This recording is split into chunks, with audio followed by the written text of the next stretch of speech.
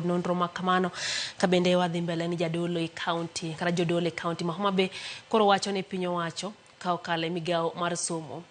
ma onego se kaluwore gi masiche mag mach ma osebedo kawango kuonde mag nindo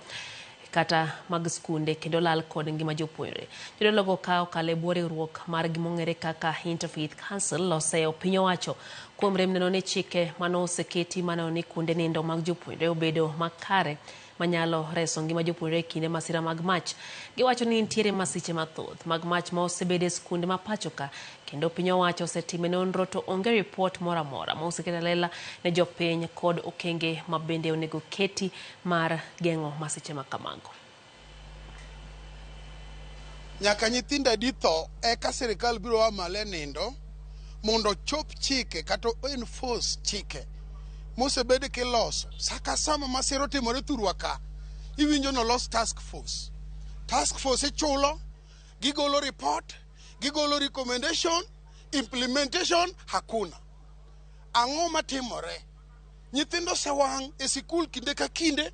ibiro winjo ni timo nonro no ok nyalo golo statement ne maler kaka koro wawuoyo kaniya mach no moko kama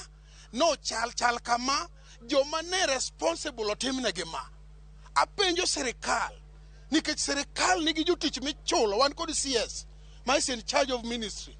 wadwa ni wawinj gini maler nikech nyithindo setho e mach masirni mag mach uketho pesa jopiny nango. These are some of the things machando chunywa kaka jodolo ok wanyal ling ka nyithindo medo tho nikech gima timore pile Kenya ka ni ji lala